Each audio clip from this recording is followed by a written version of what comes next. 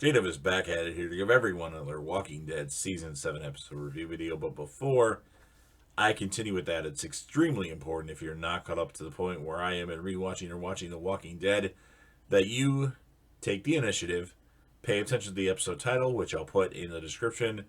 If that's the case and you find out that you're not caught up, I suggest, as well as everybody else, that you don't watch this video any further to avoid any potential spoilers. This will be The Walking Dead Season 7, Episode number 11. The title of this episode is called Hostiles and Calamities. This will be my review, reaction, recap of the episode. And remember, it's an episode I've seen a few times. Just recently watched it to prepare for this review.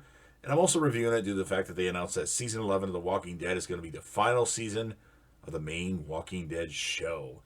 As Negan and his men are returning from Alexandria, Dwight notices that Daryl has escaped and finds the anonymous note Daryl had that was passed on to him in his cell. When Negan arrives, he has Dwight beaten up and put in Daryl's cell, and then Negan informs Dwight that Sherry has run away and wonders if she was responsible for Daryl's escape.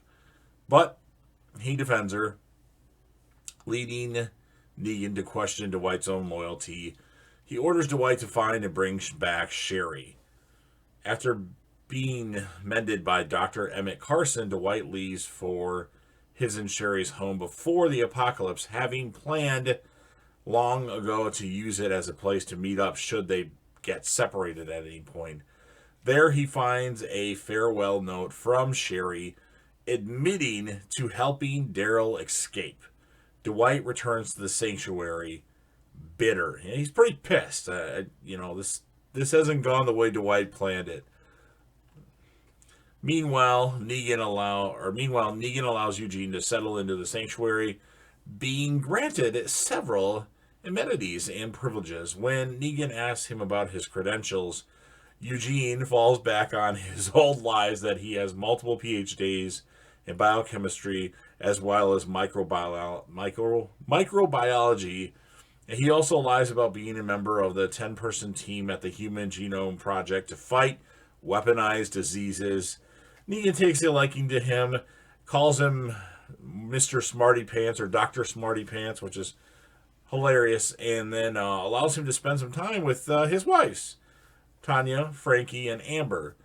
The women bond with Eugene. Later, Tanya and Frankie quietly approach Eugene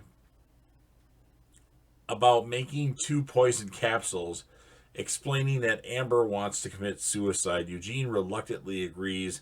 He finds out that he has a position of power as he is able to cut in line and readily request the needed cold capsules to make the pills from the Savior Marketplace, and finishes making the pills. Negan brings Eugene along. Well, actually, it's Laura brings Eugene along to the factory floor as he accuses Dr. Carson of allowing Daryl to go free. Dr. Carson refutes this, but Negan shows him a note he found in his office admitting to this, which Dwight had secretly cut from Sherry's letter and planted it there. Dr. Carson attempts to blame Dwight, but Dwight remains steadfast. Negan prepares to brand Dr. Carson with the hot iron, but Dr. Carson actually retracts his statement and admits to letting Daryl go. As punishment for this, Negan throws Dr. Carson into the furnace, burning him to death. So instead of burning his face, he burnt him to a crisp. Interesting. And then back in the apartment, Tanya and Frankie show up to talk to Eugene and ask him if he made the pills to help Amber commit suicide. And Eugene's like, don't insult my intelligence. I know these are for Negan. You want to kill Negan. So he decides not to make the pills. And they said, well, we're going to tell Negan this, this, and this. And he's like, he won't care. He won't believe you anyway. I am irreplaceable here. And they leave pretty pissed off. And then Negan later actually arrives and prepares to ask Eugene a question. But Eugene, before Negan really can say anything, quickly responds, I'm Negan. I didn't know it at first, but I know I'm Negan. I belong here at the sanctuary. I'm Negan. So that's very interesting. Eugene basically wants to feel important and wants to do everything he can to fit in at the sanctuary. And then the next day, Eugene is overseeing defense preparations outside the sanctuary. Dwight comes up to him and they kind of have a talk. And Eugene is his head has gotten big since he's got to the sanctuary, needless to say. So that's the end of the episode. It's a bottle episode. It just focuses on the people at the sanctuary, along with Eugene, Dwight, Negan. If I had to score the episode, I'm going to score it a 7.7 out of 10. It was okay, but nothing crazy.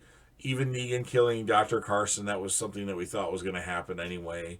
And then the character of the episode, I'm going to give it to Eugene because he's hilarious. And, he goes back on his old lies that he's, part of the 10-person team to try to fight this virus and whatnot. So you've heard what I have to say.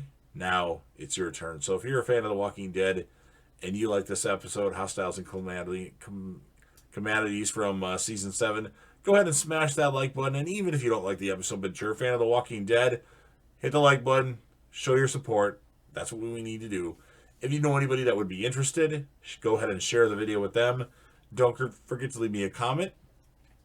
And that can be a multitude of things. You can tell me what your thoughts are on the episode, your favorite character, favorite moment, score of the episode, or you can talk to me about your favorite and least favorite characters of Walking Dead, or even favorite episodes and least favorite episodes. Anything like that, go ahead and comment. I'll respond to all comments because that's what I do. And of course, last but certainly not least, don't forget to hit that sub button, subscribe to the channel, join the team, show your damn support, and be a part of something special. And JDev will return.